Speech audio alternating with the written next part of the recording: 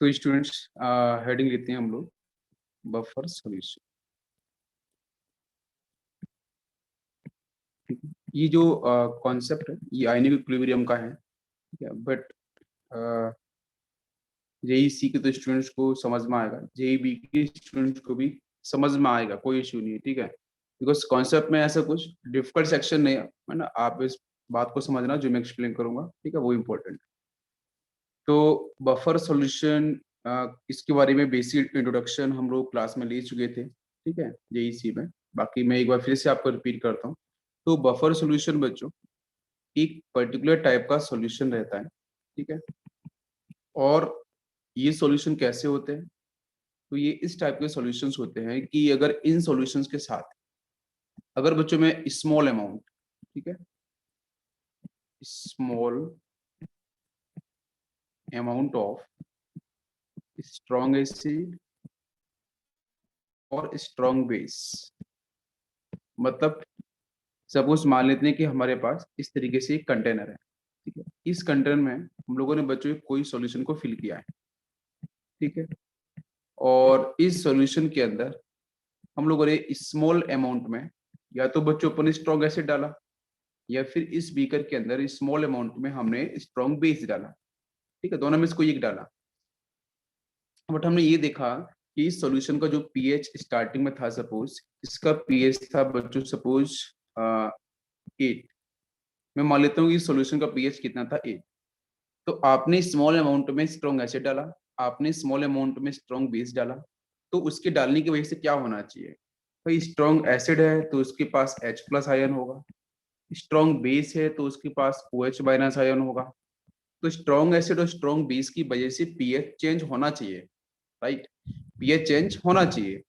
मैं अगर बच्चे स्ट्रॉन्ग एसिड डाला तो H+ आयन का कॉन्सेंट्रेशन इंक्रीज होगा सॉल्यूशन में, और H+ आयन का अगर कॉन्सेंट्रेशन इंक्रीज होगा तो इसका मतलब पीएच क्या होना चाहिए? 8 से कम हो जाना चाहिए, 7 हो जाना चाहिए, 6 हो जाना चाहिए, इस तरीके से मोर एसिडिक हो जाना चाहिए।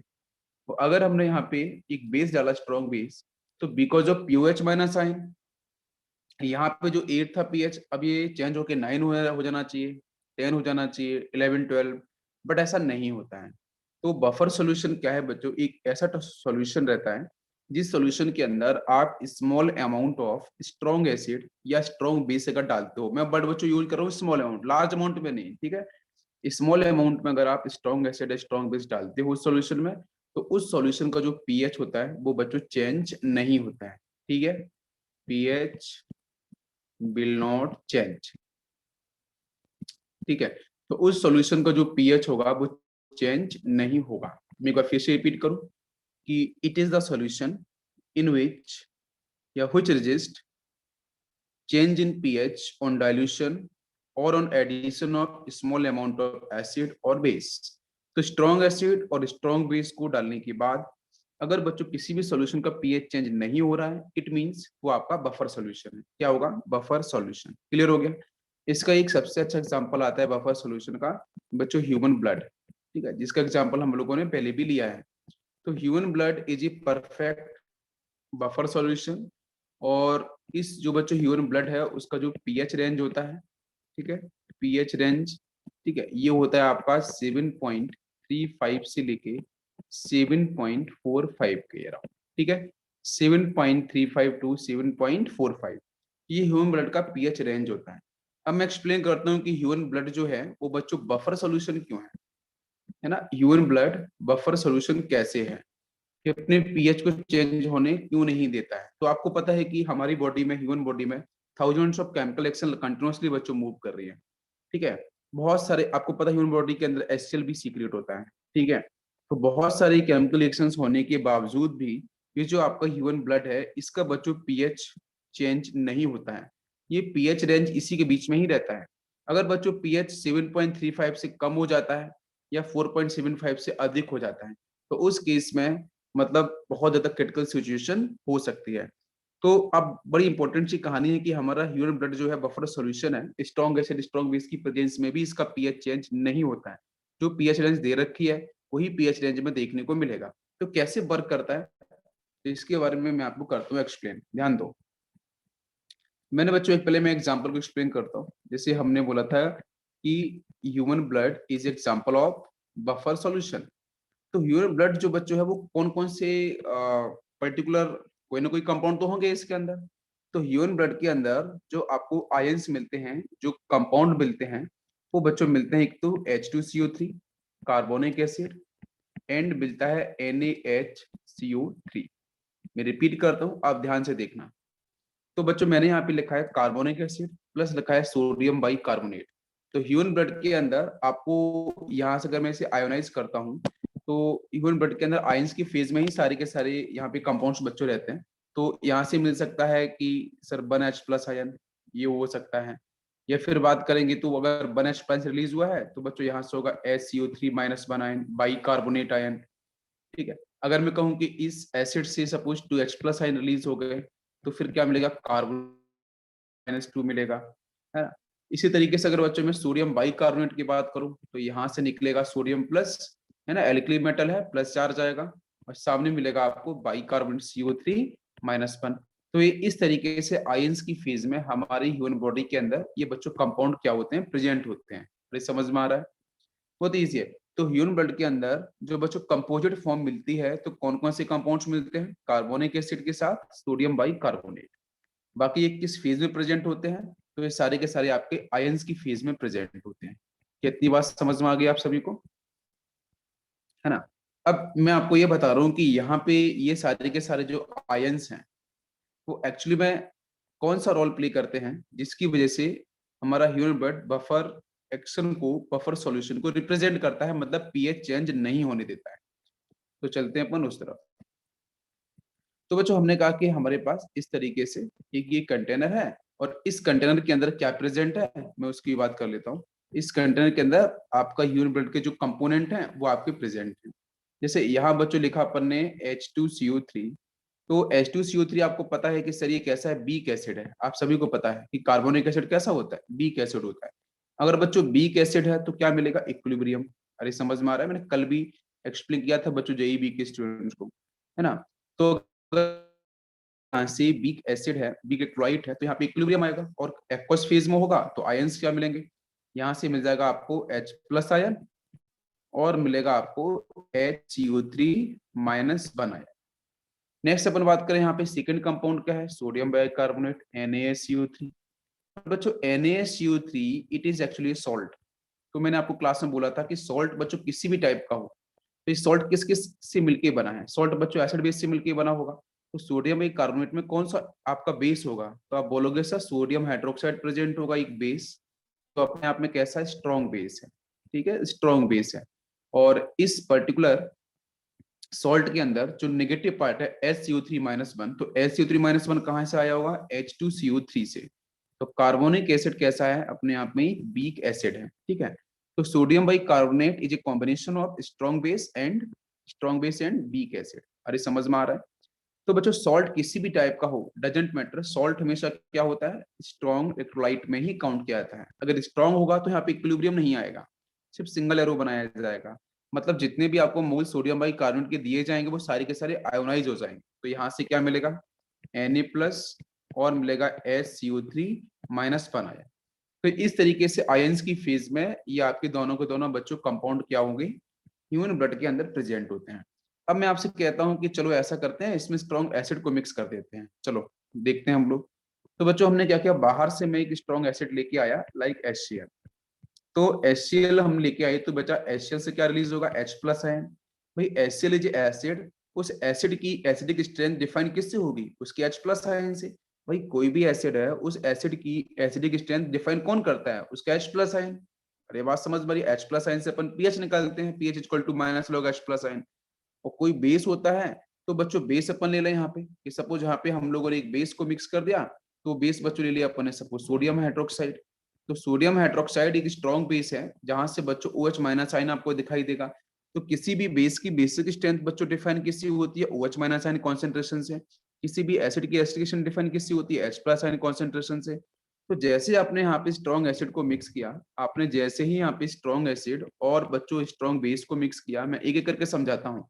आपने स्ट्रॉन्ग एसिड को मिक्स किया तो क्या रिजल्ट होगा, तो उसका जो बच्चों H प्लस आयन होगा वो जैसे यहाँ पहुंचेगा तो कंबाइन किससे कर जाएगा, बाई कार्बोनेट से।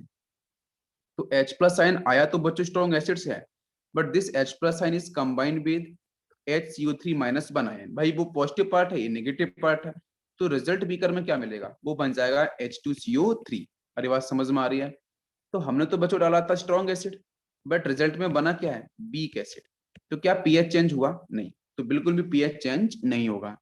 सेकंड पॉइंट पे आते हैं स्ट्रॉन्ग बेस। अगर स्ट्रॉन्ग बेस से बच्चों हम लोगों ने यहाँ पे ऐड किया OH माइनस आयन, अब ध्यान देखना, तो ये जो OH माइनस आयन होगा ये बच्चों किसी स्ट्रॉन्ग बेस से अगर आ रहा है तो this OH minus ion is combined with H plus ion.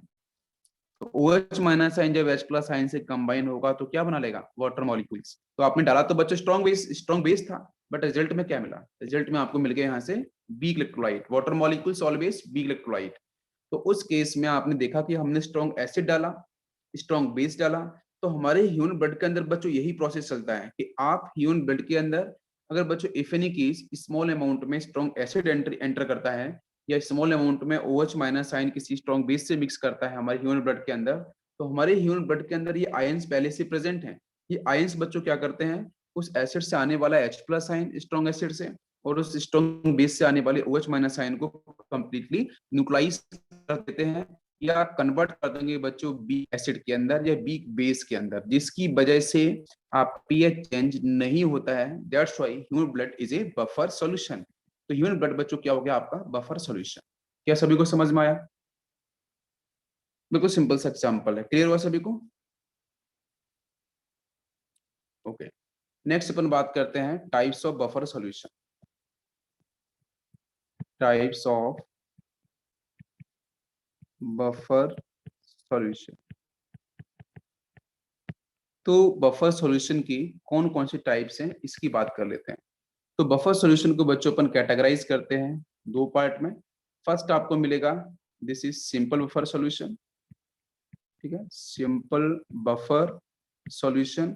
और सेकंड आपको मिलेगा मिक्स्ड बफर सॉल्यूशन।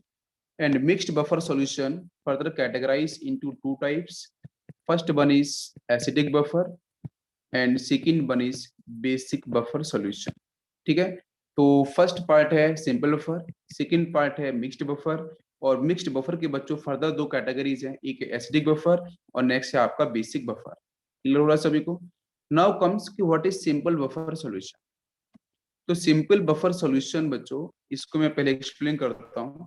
तो सिंपल बफर सॉल्यूशन ये बच्चों किससे मिलके बना होता है। तो सिंपल बफर सॉल्यूशन बच्चों वीक एसिड और वीक बेस का कॉम्बिनेशन होता है। मैं एक्सप्लेन कर देता हूँ यहाँ पे। Simple buffer solution is a combination of week acid plus weak base, ठीक है।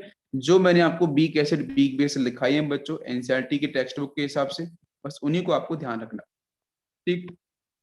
तो जितने भी आपके वीक एसिड वीक बेस के कॉम्बिनेशन होंगे, बच्चों कॉम्बिनेशन होगा क्या बनेगा, सॉल्ट। तो एक ऐसा सॉल्ट जो वीक एसिड और वीक बेस के कॉम्बिनेशन से बनेगा, तो बच्चों उस सॉल्ट को अपन क्या बोलेंगे, ये सॉल्ट आपका होगा सिंपल बफर सॉल्यूशन। समझ में आ गया। जैसे मैं कुछ एग्जांपल देता हूँ आपको यहाँ पे, है ना, तो आपको और अच्छे से समझ में आएगा। जैसे बच्चों हमने यहाँ एग्जांपल लिया लाइक COONH4। आपको जो कंपाउंड है क्या बच्चों सिंपल बफर सॉल्यूशन हो सकता है, आप कैसे रिकॉग्नाइज करेंगे। सर यहाँ पे जो नेगेटिव पार्ट है, किसी भी सॉल्ट में जो नेगेटिव पार्ट होता है वो बच्चों कहाँ से आता है, एसिड से। किसी भी में जो पॉजिटिव पार्ट होता है वो कहाँ से आता है, किसी बेस से। तो आपको पता है कि सर CH3COO माइनस होगा, इट मींस ये आया होगा एसिटिक एसिड से। तो एसिटिक एसिड कैसा होता है, वीक एसिड। और यहाँ से आपको NH4 प्लस दिख रहा है, ये कहाँ से आया होगा, अमोनियम हाइड्रोक्साइड से। और ammonium hydroxide is also a weak base. तो ये जो सॉल्ट है ammonium acetate, it is a combination of acetic acid, it is weak acid and combination of ammonium hydroxide, ये भी आपका वीक बेस होता है। तो yes it is simple buffer solution. Next अपन बात करें एग्जांपल में। जैसे बच्चों अपन ने लिया NH4CN। Second example ammonium cyanide अपन ने बोल दिया। तो अमोनियम साइनाइड को अगर हम आयोनाइज करें तो बच्चों ये सेक्शन पॉजिटिव होगा। पॉजिटिव का मतलब ये आपके बेस से आया होगा, यस। जो नेगेटिव पार्ट होगा वो किसी एसिड से आया होगा। तो अब मुझे बताओ ये जो पॉजिटिव पार्ट है बच्चों वो कौन से बेस से आया होगा। यस आंसर पता है आपको, कौन से बेस से आया होगा, तो ये आपका आया होगा अमोनियम हाइड्रोक्साइड से, yes it is weak base. और बच्चों साइनाइड दिख रहा है CN, ये कहाँ से आया होगा, तो ये आया होगा हाइड्रोजन साइनाइड से। और HCN is also a strong sorry weak acid, ये वीक एसिड होगा अमोनिया आपका HCN। और यहाँ से आपका जो अमोनियम हाइड्रोक्साइड है ये आपका वीक बेस होगा। तो वीक एसिड और वीक बेस कॉम्बिनेशन से बच्चों क्या बनता है, सिंपल बफर सॉल्यूशन। तो आपका ammonium cyanide is also the example of simple buffer solution. Next example कुछ और लेता हूँ। जैसे बच्चों लिखा अपन ने मैग्नीशियम कार्बोनेट MgCO3, बताओ आप। और भी अपन एग्जांपल लेना है, यस मैग्नीशियम साइनाइड। नेक्स्ट लिया बच्चों यहाँ पे हमने ammonium and twice ammonium sulphide, इस तरीके से, यस। बताओ इन तीनों गिवन सॉल्ट में से कौन सा आपका सॉल्ट ऐसा है। और भी एग्जांपल ले सकते हैं ना समझाने के लिए। जैसे हमने एग्जांपल ले लिया बच्चों यहाँ पे like ammonium carbonate NH4 twice CO3, ये भी एग्जांपल हो सकता है। लिखा अपन ने LiCN लिथियम साइनाइड, या बच्चों लिखा अपन ने अमोनियम फॉर्मेट HCOONH4। मैंने कुछ पॉपुलर एग्जांपल लिए हैं, आपको बताना है कि ये जो गिवन सॉल्ट है ये सिंपल बफर सॉल्यूशन को एक्सप्लेन कर रहे हैं कि नहीं कर रहे हैं, इसकी बात अपन कर रहे हैं, यस।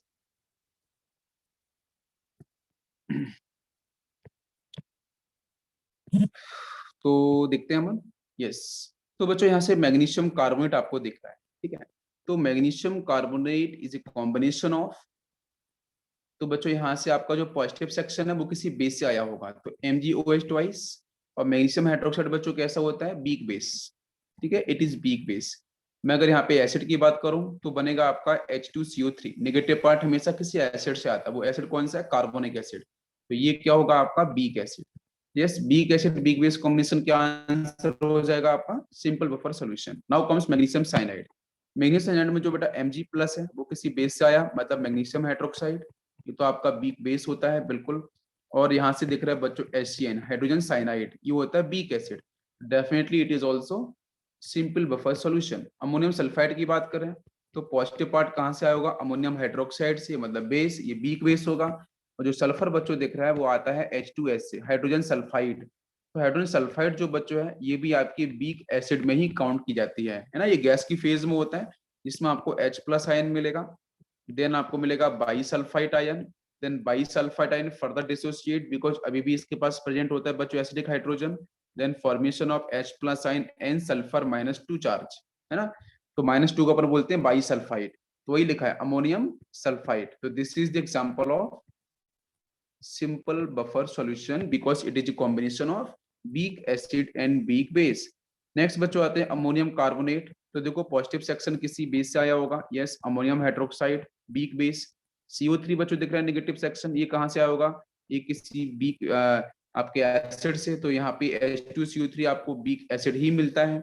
नेक्स्ट है लिथियम साइनाइड की बात करें तो यहाँ से मिलेगा लिथियम OH LiOH। तो बच्चों एस ब्लॉक के अंदर एल्कली मेटल्स के अंदर फर्स्ट ए के अंदर एल्कली मेटल्स के अंदर लिथियम हाइड्रोक्साइड हमेशा क्या होता है, वीक बेस होता है, ध्यान रहेगा ना, लिथियम हाइड्रोक्साइड हमेशा वीक बेस होगा।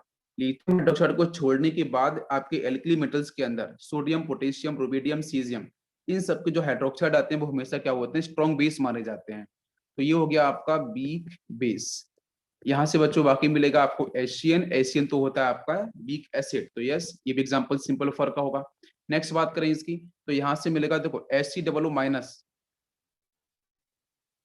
ई सेक्शन HCOO- और यहाँ से मिलेगा अमोनियम NH4+। तो पॉजिटिव पार्ट बेस से आया है अमोनियम हाइड्रोक्साइड वीक बेस, और बच्चों यहाँ से जो आपका नेगेटिव पार्ट है वो एसिड से आया है, मतलब फॉर्मिक एसिड से HCOOH। तो फॉर्मिक एसिड और वैसे भी सारे के सारे आपके जो ऑर्गेनिक एसिड्स होते हैं वो लगभग बच्चों इस चैप्टर के अंदर आयनिक इक्विलिब्रियम के अंदर क्या माने जाते हैं, वीक एसिड माने जाते हैं। तो समझ में आया ना। तो मैंने काफी सारे एग्जांपल ले लिए सिंपल फॉर सॉल्यूशन के, यहाँ तक क्लियर सभी को, एनी कंफ्यूजन।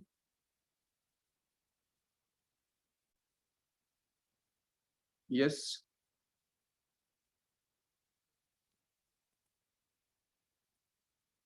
ओके चलो मैं आपसे ना जल्दी से क्वेश्चन पूछता हूँ, कुछ मैं क्वेश्चंस लेता हूँ एग्जांपल की तरह, ठीक है। आप जरा बताना कि कौन कौन से गिवन कंपाउंड्स ऐसे हैं जो सिंपल फॉर सॉल्यूशन को एक्सप्लेन कर रहे हैं। फर्स्ट लिखा अपन ने CH3COO सोडियम। आप ना नंबर टिक करके बताना, मैं आपको देता हूँ कौन कौन से सिंपल फॉर सॉल्यूशन को रिप्रेजेंट करेंगे। SCOONH4, क्योंकि प्रैक्टिस करना भी जरूरी है ना साथ में, इसलिए। थर्ड दिया मैंने बच्चों सोडियम साइनाइड। फोर्थ लिखा अपन ने यहाँ पे सपोज ले लिया अमोनियम साइनाइड, ठीक है। और इसके साथ अपन ने फिफ्थ लिखा मैग्नीशियम सल्फेट। एंड इसके बाद लिखा अपन ने बेरियम साइनाइड, ठीक है।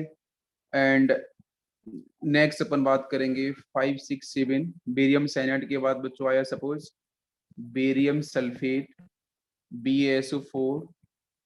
नेक्स्ट लिया अपन ने ammonium chloride. And ninth is zinc cyanide ZnCN2। And tenth is now this is ammonium carbonate NH4 twice CO3। ये कुछ मैंने कंपाउंड्स आपको दिए हैं, आपको बताना है कि कौन कौन से कंपाउंड्स ऐसे हैं जो बच्चों सिंपल बफर सॉल्यूशन को रिप्रेजेंट कर रहे हैं। यस 149। चलो 5 एक्सप्लेन, ठीक है। मैं एक्सप्लेन करता हूँ, यहाँ पे आपको ध्यान देते हैं। तो बच्चों देखो यहाँ पे जो सोडियम एसिटेट है, ठीक है, इसको आप जरा पहचानो। सोडियम एसिटेट में एक तो मिलेगा एसिटिक एसिड, ठीक है। यहाँ पे क्या मिलेगा, सोडियम एसिटेट के अंदर एक पार्ट तो मिलेगा यहाँ से एसिटिक एसिड का, एक पार्ट मिलेगा आपके NaOH का। तो सोडियम हाइड्रोक्साइड जो मिलेगा ना NaOH, वो स्ट्रॉन्ग बेस हो जाएगा। तो मैंने कहा था कि sir simple buffer is A solution of week acid and weak base, but sodium hydroxide जो यहाँ से मिलेगा वो तो स्ट्रॉन्ग बेस हो गया, तो बस यहाँ पे आंसर कैंसिल हो गया, ये आंसर नहीं हो सकता। ठीक है, हमें चेक करना है कि ऐसा सॉल्ट जो वीक एसिड वीक बेस से मिलकर बना हो। यहाँ पे आ जाओ, HCOO- फॉर्मिक एसिड होगा, और जो अमोनियम आयन दिख रहा है वहां से वीक बेस होगा ammonium hydroxide. Yes both are weak. Sodium cyanide की बात करें तो यहाँ से मिलेगा NaOH, यहाँ से मिलेगा HCN। NaOH कैसा होगा, स्ट्रॉन्ग बेस, और HCN कैसा होता है, वीक एसिड। तो यहाँ से आंसर कैंसिल, क्योंकि NaOH स्ट्रॉन्ग बेस आ गया, दोनों वीक होने चाहिए। Ammonium cyanide NH4OH weak base, HCN is आपका weak acid. Yes both are weak, बिल्कुल सही आंसर होगा। समझ में आ रहा है। नेक्स्ट बच्चों बात करें, यहाँ पे मैग्नीशियम सल्फेट लिखा है, तो MgOH ट्वाइस मैग्नीशियम हाइड्रोक्साइड, और सल्फेट आया है H2SO4 से। तो मैग्नीशियम हाइड्रोक्साइड जो होता है वो वीक बेस होता है ना। मैग्नीशियम हाइड्रोक्साइड मैं बात करूं एल्कलाइन अर्थ मेटल के अंदर, तो बच्चों आता है बेरिलियम, मैग्नीशियम, कैल्शियम, स्कॉन्शियम और बेरियम। तो बेरियम के हाइड्रोक्साइड को छोड़ के बाकी इन सबके जो हाइड्रोक्साइड होते हैं बच्चों, वो वीक बेस को रिप्रेजेंट करते हैं। बट बेरियम का हाइड्रोक्साइड कैसा होता है, ये स्ट्रॉन्ग बेस को रिप्रेजेंट करता है। ठीक है ना, ध्यान रखना, इंपॉर्टेंट है आपके। ये आपका है सेकेंडरी एल्कलाइन अर्थ मेटल की बात कर रहे हैं अपन, ठीक है। तो बेरिलियम का hydroxide weak base, magnesium hydroxide milk of magnesia weak base, calcium का हाइड्रोक्साइड वीक बेस, ये भी वीक बेस। बट जो बेरियम का हाइड्रोक्साइड आता है वो स्ट्रॉन्ग बेस माना जाता है।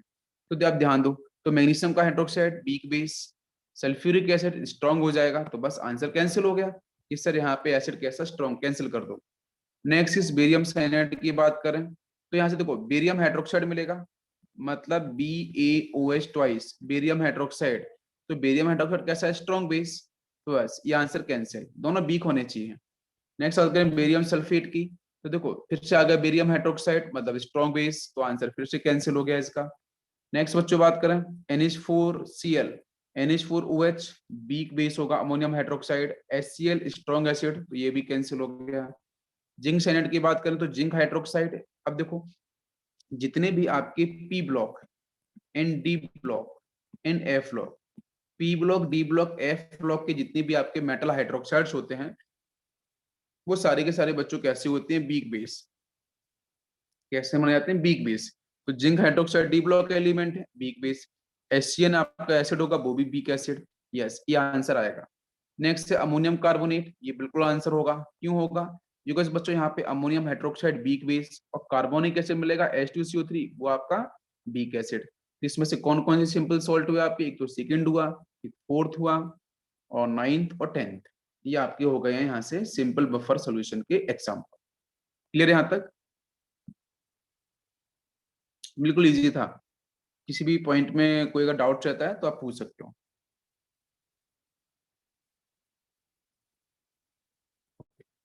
नेक्स्ट हेडिंग लेते हैं हम लोग। नेक्स्ट बच्चों हेडिंग अब लेते हैं अपन mixed buffer. Simple buffer solution समझ में आया ना। Next is mixed buffer. तो mixed buffer are of two types. इसमें सबसे फर्स्ट बच्चों मिलेगा आपको एसिडिक बफर सॉल्यूशन।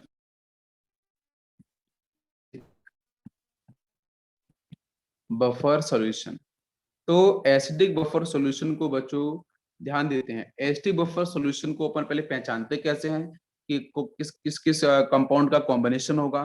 तो एसिडिक बफर का बच्चों बात करें तो यहाँ पे जो पीएच मिलेगा या तो ग्रेटर देन 7 भी हो सकता है, या बच्चों यहाँ पे जो पीएच है वो लेस देन 7 भी हो सकता है। मैं दोनों बातें बताऊंगा। एसिडिक बफर के अंदर पीएच ग्रेटर देन 7 भी हो सकता है और पीएच लेस देन 7 भी हो सकता है। It is depend upon compound, कि भाई जो गिवन कंपाउंड्स हैं उनका नेचर कैसा है, उस नेचर के हिसाब से आंसर निकल के आएगा। तो मैं चलो आपको यहाँ पे करता हूँ एक्सप्लेन। तो actually what is acidic buffer? तो acidic buffer is a combination of acidic buffer is a combination of weak acid plus salt of same weak acid plus strong base। मैं कंप्लीट इसे एक्सप्लेन करता हूं, आपको समझ में आएगा एग्जांपल से। मैं बच्चों ये कह रहा हूं कि जो एसिडिक बफर है, नाम से दिख रहा है कि सर ये एसिडिक है। एसिडिक से बेटा आप एसिड को रिलेट कर सकते हो। और कैसा एसिड होना चाहिए? Weak acid. एक तो वीक एसिड होना चाहिए साथ में, और इसके साथ बच्चों एक सॉल्ट आना चाहिए। और वो सॉल्ट क्या होना चाहिए? सॉल्ट किससे बनता है? एसिड और बेस से। तो ये सॉल्ट किस एसिड से बनेगा? यही सेम एसिड से, जो एसिड आपके सामने लिखा है। तो इससे वही सेम एसिड होना चाहिए, और बेस बेटा कोई सा भी स्ट्रॉन्ग हो सकता है। तो स्ट्रॉन्ग बेस और सेम एसिड से बनने वाला सॉल्ट प्लस वही बच्चों सेम वीक एसिड, उसके कॉम्बिनेशन को अपन बोलते हैं एसिडिक बफर। समझ में आ रहा है? या मैं इसको ऐसे भी लिख सकता हूं और करके कि mixture of weak acid plus its strong conjugate base। strong conjugate base, तो ऐसे भी बहुत बार लिखा जाता है कि जो गिवन वीक एसिड है ना, उस वीक एसिड से बनने वाला जो बच्चों कॉन्जुगेट बेस होता है ना, वो हमेशा कैसा होता है? स्ट्रॉन्ग। ये हम लोगों ने थ्योरी में पढ़ा है स्टार्टिंग में ही, ठीक है। किसी भी वीक एसिड से बनने वाला जो कॉन्जुगेट बेस होता है वो स्ट्रॉन्ग होता है, और किसी भी स्ट्रॉन्ग एसिड से बनने वाला जो कॉन्जुगेट बेस होता है वो वीक होता है, ठीक है। तो आप फर्स्ट को ध्यान रखो, मैं एग्जांपल दूंगा आपको, एग्जांपल से काफी क्लियर समझ में आएगा। देखो मैं एक्सप्लेन करता हूँ, है ना। यस, तो हमने बच्चों यहाँ पे एग्जांपल लिया है। फर्स्ट CH3COOH प्लस CH3COON, ये कॉम्बिनेशन दे रखा है। ये कॉम्बिनेशन क्या एसिडिक बफर को रिप्रेजेंट कर रहा है? यस, देखते हैं। तो मैंने कहा था acidic buffer is a combination of week acid plus salt of same weak acid, salt of same weak acid plus strong base, इसका कॉम्बिनेशन होता है। क्या बच्चों ये डेफिनेशन यहाँ पे सेटिस्फाइड हो रही है? ये सुन लो। तो ये चेक करते हैं। देखो एसिटिक एसिड बच्चों कैसा होता है? वीक एसिड, बिल्कुल सही। एक ये सॉल्ट गिवन है, इस सॉल्ट के अंदर नेगेटिव पार्ट बच्चों कहाँ से आ रहा है? नेगेटिव पार्ट किसी एसिड से आ रहा होगा, या CH3COO माइनस, है ना। ये बच्चों किसी एसिड से आया, मतलब सामने जो गिवन एसिड है वही सेम एसिड है। प्लस NaOH कैसा होता है? स्ट्रॉन्ग बेस होता है। क्या आपकी यहाँ पे डेफिनेशन सेटिस्फाइड हुई? बिल्कुल सही है कि सर यहाँ पे ये जो आपका एसिड है वो वीक एसिड है, बिल्कुल सही।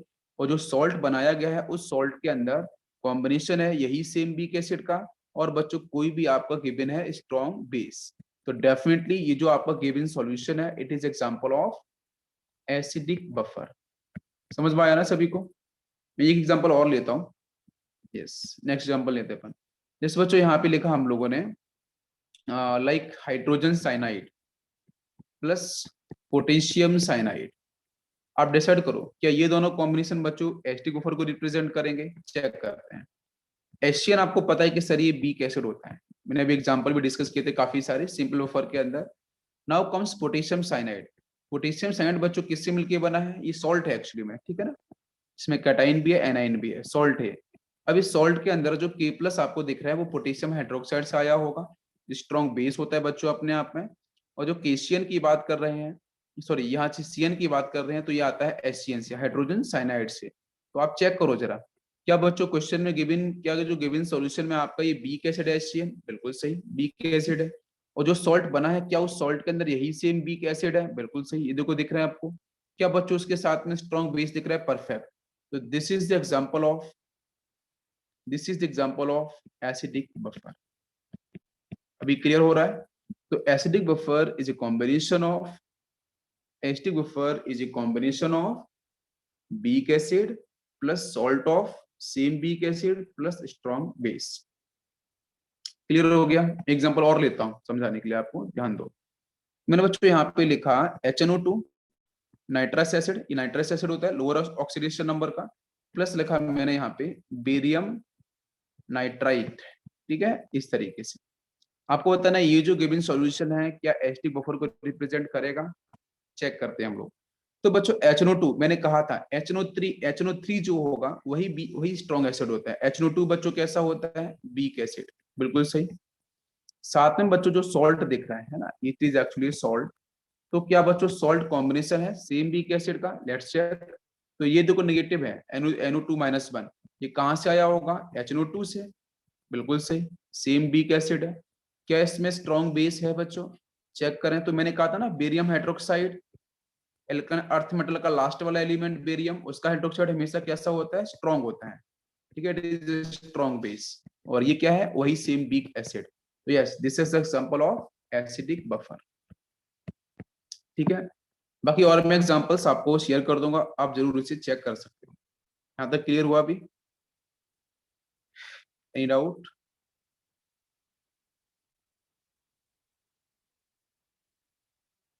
No, okay, thank you. अब बच्चों बात करते हैं हम लोग यहाँ से कि एसिडिक बफर तो आपको समझ में आ गया, परफेक्ट है।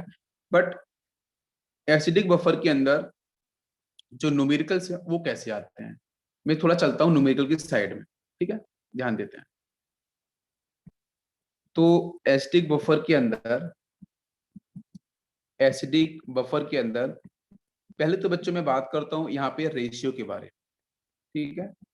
इस रेशियो को मैं अभी मैथमेटिकली भी एक्सप्लेन करूंगा कि एसिडिक बफर के अंदर जो बच्चों सॉल्ट दिखता है ना, अभी सॉल्ट अपन लिख रहे थे, सॉल्ट डिवाइड बाई जो बीक एसिड है, उन दोनों का जो बच्चों कॉन्सेंट्रेशन है, मैं रिपीट करता हूँ, सॉल्ट और एसिड का जो कॉन्सेंट्रेशन है उसका जो बच्चों रेशियो है, वो रेशियो बच्चों आता है 1/10, या फिर अपन बोल सकते हैं 1/10, या फिर अपन बोल सकते हैं 10/1।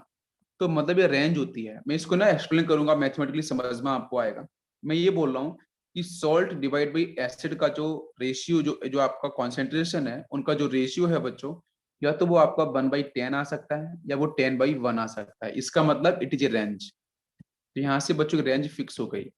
रेंज क्या मिलेगी आपकी, 1/10 टू 10/1। ऐसा मैं क्यों बोल रहा हूँ, बिकॉज यहाँ पे अभी लॉग आने वाला है, तो लॉग के बेस पे मैं एक्सप्लेन करूंगा कि 1/10 क्यों है। मतलब मैं ये कहना चाहता हूँ कि अगर बच्चों सॉल्ट का कॉन्सेंट्रेशन 1 होगा, ध्यान दो, मैं करूंगा सॉल्ट का कॉन्सेंट्रेशन इफ इट इज 1,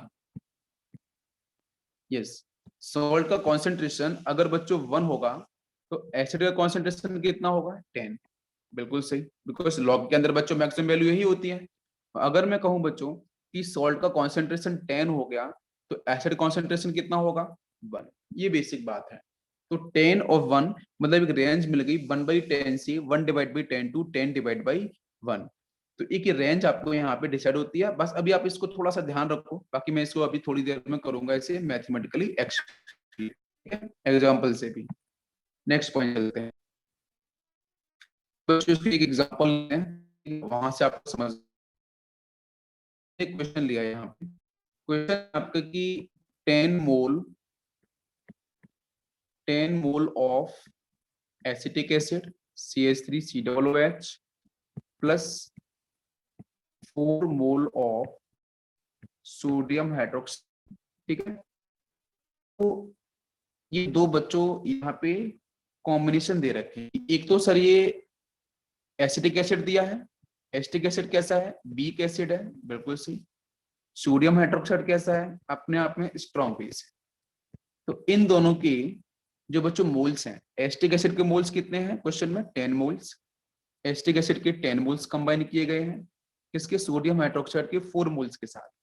तो आपको बताना है कि यहाँ पे जब ये दोनों आपस में बच्चों कंपाउंड मिक्सअप हो जाएंगे, जब इनका मिक्सचर होगा, तो मिक्सचर जब बनेगा, क्या वो मिक्सचर बच्चों एसिडिक बफर को रिप्रेजेंट करता है। तो इस टाइप के क्वेश्चन जेईई मेंस में बिल्कुल प्रॉपर आते हैं। तो आपको मैं पूछ रहा हूँ कि दोनों के दोनों अगर मैंने सॉल्यूशन को मिक्स कर दिया, तो मिक्स करने के बाद क्या ये एसिडिक बफर को रिप्रेजेंट करेंगे, यस और नो। तो कैसे करेंगे सॉल्व, यस हम लोग आते हैं इसकी सॉल्यूशन साइड में, ठीक है। एक क्वेश्चन है, मैं इससे पहले समझाता हूँ, उसके बाद बाकी क्वेश्चन आप कर सकते हो अपने से, ध्यान देते हैं। तो बच्चों मैं कह रहा हूँ कि इस गिवन क्वेश्चन के अंदर रिएक्शन क्या होनी चाहिए। भाई रिएक्शन पहले क्या होनी चाहिए, आपको पता है कि सर एसिटिक एसिड है, ओके, और क्या है, सोडियम हाइड्रोक्साइड है। हमने दोनों को कंबाइन किया, तो बच्चों क्या आंसर बनेगा, यहाँ से आ जाएगा CH3COO और प्लस वाटर मॉलिक्यूल्स। मतलब क्या है, मतलब ये है कि यहाँ इस एसिड से जो नेगेटिव पार्ट होगा CH3COO माइनस, इसके बच्चों पॉजिटिव पार्ट से कंबाइन हो जाएगा, तो बनेगा सोडियम एसिटेट। और यहाँ से H प्लस आइन combine with this OH minus आइन, तो बन गया वाटर मॉलिक्यूल्स। ये तो सर समझ में आ गया, थोड़ा और बताओ इसमें, बिल्कुल ध्यान दो। तो अब ये जो कॉम्बिनेशन अगर आप लोग क्लियर हो गया, तो अब बच्चों बात करते हैं कि इनके जो मोल्स गिवन है, उस मोल्स से डिसाइड कैसे करें कि जो फाइनल मिक्सचर बनेगा वो एसिटिक बफर होना चाहिए। तो चेक करते हैं अपन। तो मैं बच्चों कह रहा हूँ कि इस एसिटिक एसिड के मोल्स कितने दिए हैं, 10 मोल्स। इस NaOH के मोल्स कितने दिए हैं, 4 मोल्स। बाकी कितना बनेगा ये, तो इसके बारे में कोई आइडिया नहीं, इसके बारे में भी कोई आइडिया नहीं। मैं कह रहा हूं कि पहले ये पता तो करो कि इन दोनों में जब रिएक्शन परफॉर्म होगी तो दोनों में से लिमिटिंग रिएजेंट कौन सा है। ये तो मैंने दोनों बैच में पढ़ाया है, इन दोनों में से लिमिटिंग रिएजेंट कौन सा होगा, यस टेल मी। तो लिमिटिंग रिएजेंट बच्चों कैसे निकालते हैं, लिमिटिंग रिएजेंट निकालने का तरीका ये है कि गिवन मोल्स को डिवाइड कर दो उसके स्टोइचियोमेट्रिक कोएफिशिएंट से, और रिएक्शन बच्चों पहले से ही बैलेंस्ड है, कोई दिक्कत ही नहीं है। तो यहाँ पे एरर होगा इसका 10/1 और इसका होगा 4/1। इसका आंसर कितना आ जाएगा 4, इसका आंसर कितना आ जाएगा 10। ऑब्वियसली बच्चों ये देखो ये वैल्यू छोटी है, तो इसका मतलब NaOH बच्चों यहाँ पे कैसे बिहेव करेगा, लिमिटिंग रिएजेंट की तरह। लिमिटिंग रिएजेंट का मतलब है कि बच्चों NaOH सबसे पहले कंज्यूम्ड हो जाएगा, NaOH पूरी तरीके से फिनिश हो जाएगा। क्या आपको मेरी बात समझ में आ रही है। लिमिटिंग रिएजेंट मैंने कैसे निकाला, नाउ इट इज क्लियर कि बच्चों मोल कॉन्सेप्ट का ये पार्ट है, हमने कुछ दिन पहले डिस्कस किया है, ठीक है। तो लिमिटिंग रिएजेंट निकालने का तरीका समझ में आया। तो दोनों में से लिमिटिंग कौन हो गया, बेटा क्वेश्चन जो गिवन है उस गिवन क्वेश्चंस के हिसाब से बताना है कि एसिटिक एसिड के 10 मोल्स, NaOH के 4 मोल्स जब आपस में कंबाइन करेंगे तो क्या एसिटिक बफर या बेसिक बफर या सिंपल बफर किसको रिप्रेजेंट करेंगे। सिंपल बफर तो नहीं हो सकता क्योंकि सर NaOH स्ट्रॉन्ग बेस आ गया। सिंपल बफर में दोनों कैसे होते हैं, वीक होते हैं, तो सिंपल बफर नहीं होगा। एसिटिक बफर या बेसिक बफर, तो इन दोनों में से कौन सा होगा, तो पहले हम पढ़ चुके हैं अभी एसिटिक बफर, तो इस पे क्वेश्चंस कर रहे हैं। तो एसिटिक बफर को निकालना है तो हम क्या करें, जो गिवन एसिड है गिवन बेस है उसके मोल्स गिवन है, तो मोल से क्या निकाले बच्चों, लिमिटिंग एजेंट। लिमिटिंग एजेंट कौन सा हो गया इन दोनों में से, NaOH। ये परफेक्ट समझ में आ गया। अगर लिमिटिंग एजेंट बच्चों आपका NaOH हो गया तो NaOH हो जाएगा पहले पूरी तरीके से कंज्यूम, और कंज्यूम होने के बाद देखते हैं क्या बचता है। तो आपका एसिटिक एसिड होगा एक्सेस रिएजेंट, तो 10-4, ये होगा 4-4, तो ये कितना बचेगा 6, ये कितना बचेगा 0। तो यहाँ कितना बच्चों बनेगा, ये 4 मोल्स, ये भी कितना 4 मोल्स। अब समझ में आ रहा है। अब ध्यान से बताओ सर NaOH ना खत्म हो चुका है, NaOH यहाँ पे पूरी तरीके से यूटिलाइज हो चुका है, 0 आ चुका है। अभी अभी सॉल्यूशन में क्या क्या मिलेगा आपको, अभी सॉल्यूशन बच्चों दिखाई देगा सिर्फ और सिर्फ एसिटिक एसिड के 6 मोल्स और इस सॉल्ट के 4 मोल्स। ये दो चीजें आपको दिखाई देंगी। क्या आप मेरी बात समझ रहे हो। तो बच्चों बीकर में दिखाई देगा सिर्फ और सिर्फ एसिटिक एसिड के 4 मोल्स, प्लस दिखाई देगा आपको CH3COO, सोडियम एसिटेट के कितने, सोडियम एसिटेट कितने 6 मोल, सॉरी 4 मोल्स, सोडियम एसिटेट के 4 मोल्स और एसिटिक एसिड के 6 मोल आपको बीकर में, फाइनल बीकर में दिखाई देंगे। तो बच्चों एसिटिक एसिड कैसा है, वीक एसिड है, और सॉल्ट है वो क्या है, सॉल्ट एसिड कॉम्बिनेशन, जो आपका यहाँ पे सॉल्ट जो गिवन है वो सॉल्ट बच्चों कॉम्बिनेशन है, सेम वीक एसिड CH3COO-, ये कहाँ से आया, एसिटिक एसिड से आया होगा, और NaOH में सोडियम जो दिख रहा है वो NaOH से आया होगा, मतलब it is A salt is a combination of same weak acid plus strong base. तो बच्चों अपन टिक करेंगे एसिटिक बफर, यस। गिवन जो मोल्स होंगे अगर उन्हें कंबाइन करेंगे तो बच्चों यहाँ से एसिटिक बफर का आंसर आपको देखने को मिलेगा। क्लियर हो सबको, कोई कंफ्यूजन?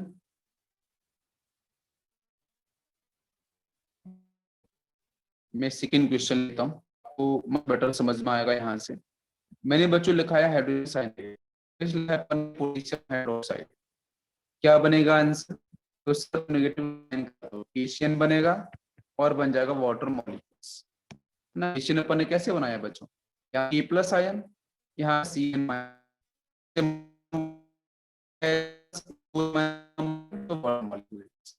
ये बात समझ। ओके, इसके बाद है मैं इसकी मोल दे देता हूँ, देन आपको बताना है कि सर इसमें से एल्फर होगा कि नहीं होगा। तो एशियन जो मैंने मोल्स दे दिया, moles 5 oxygen is combined with potassium hydroxide के दिए मैंने सब 3 मोल्स। चलो बताओ आंसर। तो बच्चों लिमिटिंग कौन सा होगा, 3/1 का 5/1, कोफिशिएंट कितना है 1, इसका कोफिशिएंट कितना है 1, यहाँ से कितना 3 आ जाएगा, ये 5, तो ये वैल्यू छोटी हो जाएगी,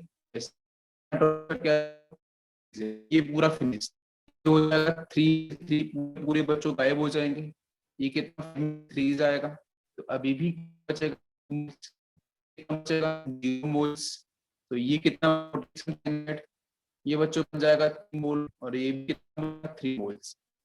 वाटर मॉलिक्यूल करेंगे इनको छोड़ो, क्या आपको दिखाई दे रहा है, सिर्फ बीच में दिखाई the combination of Asian and potassium cyanide, ये बच्चों रिप्रेजेंट करेंगे किसको, इसको, क्यों, क्योंकि आपको पता है कि एशियन कैसा होता है वीक एसिड, और पोटेशियम साइनाइड पोटेशियम हाइड्रोक्साइड दिख रहा है वो आपका स्ट्रॉन्ग बेस होगा, और जो आपका CN दिख रहा है वो आया होगा SCN से, सेम वीक एसिड से, तो yes it is weak acid. तो salt of same weak acid plus strong base, तो बच्चों पे अपन से क्या बोलेंगे कि सर ये एसिटिक बफर को रिप्रेजेंट कर रहा है। समझ में आया? तो इस तरीके से क्वेश्चंस आएंगे, आप बिल्कुल इसे हिट कर सकते हो, कोई कंफ्यूजन नहीं। समझ में आया ना सॉल्व कैसे करना है, क्या लॉजिक होना चाहिए।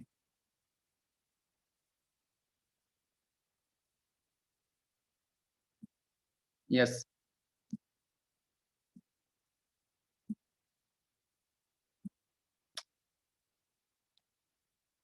क्लियर हुआ ना यहाँ तक?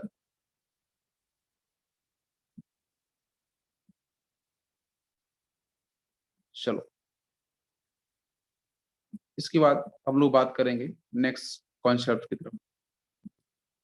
इसके अंदर बच्चों एक क्वेश्चन और पूछा जाता है ना, एक क्वेश्चन और आता है ऐसे भी, मैं आपको क्वेश्चन बताता हूँ। एक क्वेश्चन आपको मिलेगा कि सपोज क्वेश्चन में गिवन है 100 ml, m/10 एसिटिक एसिड, ठीक है, ये गिवन है, और साथ में गिवन है प्लस 200 ml, m/50, m इस मोलरिटी है ना, सोडियम हाइड्रोक्साइड सॉल्यूशन। आपको बीकर में कुछ इस तरीके से लिख के दिया जाएगा एक क्वेश्चन के अंदर कि भाई बीकर में प्रेजेंट है मिक्सचर ऑफ 100 ml, मोलरिटी बच्चों m/10 एसिटिक एसिड, इस combine with 200 ml of m/10 m/50 sodium hydroxide solution. इन दोनों का बच्चों मिक्सअप कर दिया गया है। तो मिक्सअप करने के बाद आपको बताना है कि जो रिजल्टेंट सॉल्यूशन आएगा क्या वो सोल्यूशन बच्चों एसिडिक बफर या बेसिक बफर या सिंपल बफर को रिप्रेजेंट करेगा, ऐसा क्वेश्चन आता है। समझ में आया ना अभी? यस, एक तो मोल्स को लेके पूछेगा, दूसरा क्वेश्चन आपको इस तरीके से पूछेगा कि भाई वॉल्यूम गिवन होगा और कॉन्सेंट्रेशन गिवन होगा, तो सॉल्व कैसे करें? तो बच्चों देखो लॉजिक वही है पहले वाला। आप एक काम करो कि यहाँ पे मोलरिटी गिवन है और वॉल्यूम गिवन है, तो मोलरिटी वॉल्यूम का रिलेशन क्या है? तो आपको पता है कि sir molarity is equal to होती है number of moles of solute present in volume in litre. तो आपको पता है कि सर मोलरिटी तो हमें क्वेश्चन में गिवन है, ओके, क्वेश्चन में वॉल्यूम भी गिवन है, तो मोल्स कितना आएगा? मोल्स आ जाएगा m इंटू बी। अरे समझ में आया? तो मैं कह रहा हूं कि इस एसिडिक एसिड के ना पहले मोल्स निकाल दो, और सॉरी एसिटिक एसिड के, मोलरिटी नहीं, मैं मोल्स लिख रहा था, ठीक है।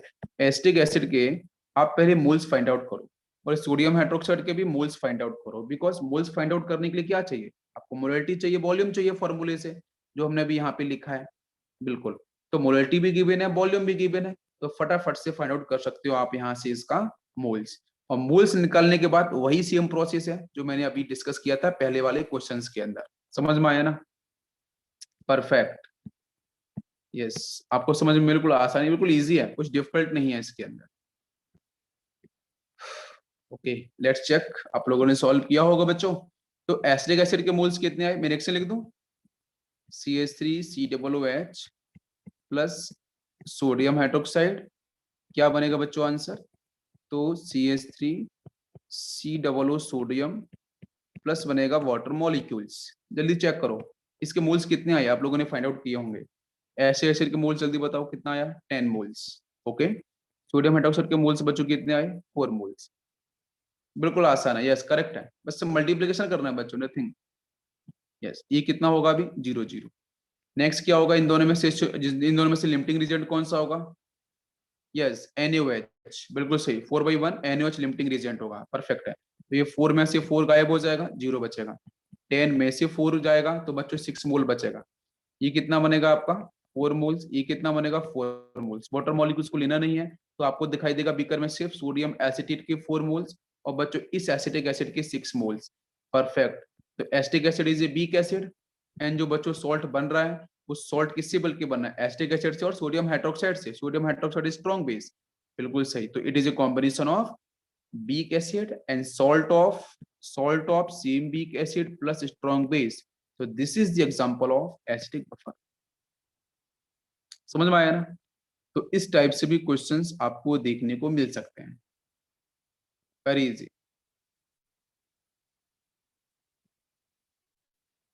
यस, अभी कोई कंफ्यूजन किसी को? नो। तो ये दोनों टाइप से क्वेश्चंस आप कर सकते हो। अब बच्चों बात करते हैं नेक्स्ट इसके डेरिवेशन की साइड में, कि पीएच फाइंड आउट करते हैं, pH of acidic buffer solution. कि एसिडिक बफर सॉल्यूशन का जो पीएच है वो अपन फाइंड आउट कैसे करते हैं, ठीक है। बिल्कुल छोटा सा डेरिवेशन है, एक बार मैं आपको समझाऊंगा तो आपको बिल्कुल समझ में आएगा। तो बच्चों मान लेते हैं कि हमारे पास कोई एक एसिडिक बफर सॉल्यूशन है, जिसमें बीक एसिड होना चाहिए, ओके, ले लिया अपन ने। एक सॉल्ट होना चाहिए सेम बीक एसिड का, CH3COO, और एक स्ट्रॉन्ग बेस। परफेक्ट।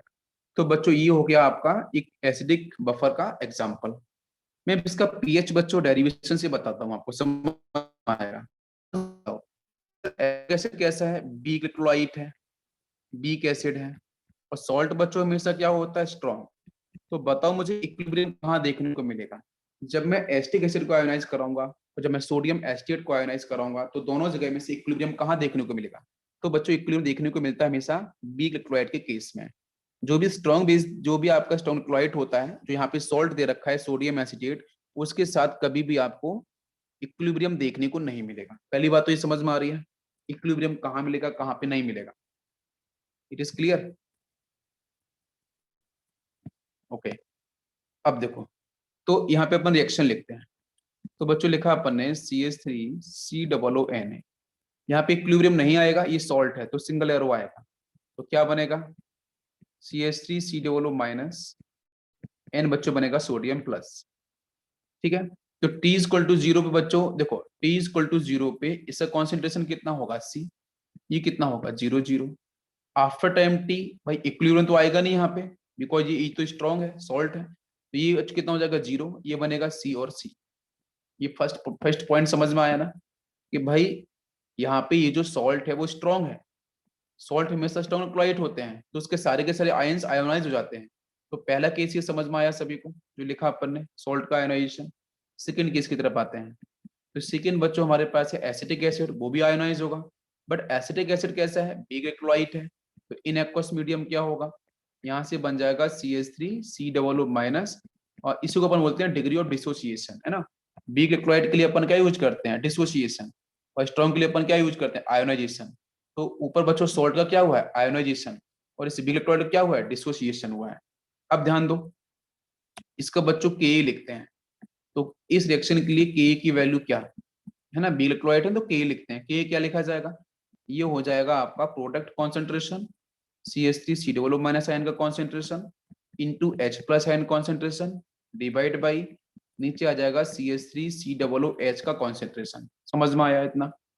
अब हमें बच्चों क्या चाहिए, H+ आयन कॉन्सेंट्रेशन। तो देखते हैं यहाँ से, तो H+ ion concentration is equal to क्या बन जाएगा, देखो ये H+ आयन है तो क्रॉस मल्टीप्लाई करा दें इधर से इधर, तो ये हो जाएगा आपका Ke इंटू CH3 का कॉन्सेंट्रेशन मतलब एसिड का कॉन्सेंट्रेशन डिवाइड बाई नीचे आपको मिल जाएगा CH3 का कॉन्सेंट्रेशन। अरे इतनी बात बच्चों समझ में आई, यस। अब इसमें एक बात समझने की चीज ये है कि बच्चों एसिड के पास जो एसिटेट आयन है, देखो ये रिप्रेजेंट एसिड को, और ये जो बच्चों रिप्रेजेंट किसको करेगा, बेस, ये रिप्रेजेंट करेगा सॉल्ट को, रिप्रेजेंट करेगा सॉल्ट को। इन दोनों बात को मैं समझाता हूँ कैसे। एसिटिक एसिड तो बच्चों बिल्कुल एसिड दिख रहा है, कोई इसमें कंफ्यूजन नहीं है। लेकिन जो नीचे का जो आयन है एसिटेट आयन, ये सॉल्ट को रिप्रेजेंट क्यों कर रहा है, क्यों, क्योंकि सॉल्ट के साथ, सॉल्ट के अंदर जो बच्चों कॉन्सेंट्रेशन है, यही सेम कॉन्सेंट्रेशन किसका होगा, यही सेम कॉन्सेंट्रेशन इस आयन का होगा जो प्रेजेंट है आपके इस एसिड के साथ। आप मेरी बात समझो, जो हमने सॉल्ट को आयोनाइज कराया तो वहां से वही सेम कॉन्सेंट्रेशन किसका होगा, वही सेम कॉन्सेंट्रेशन होगा जब एसिड होगा ionise in the form of acetate ion. तो इसका कॉन्सेंट्रेशन और इसका कॉन्सेंट्रेशन, दोनों का कॉन्सेंट्रेशन कैसा होगा, समझ में आ रहा है। तो concentration of acid, concentration of salt का आपका जो एसिटेट आयन है, दोनों का कॉन्सेंट्रेशन बच्चों लगभग होगा यहाँ पे कैसा, इक्वल। कैसे सकता हूँ कि सर ऊपर जो पार्ट है वो एसिड है, नीचे आपका सॉल्ट है, इसका नया फॉर्मूला कैसे बनता है, मैं इधर एक्सप्लेन करता हूँ।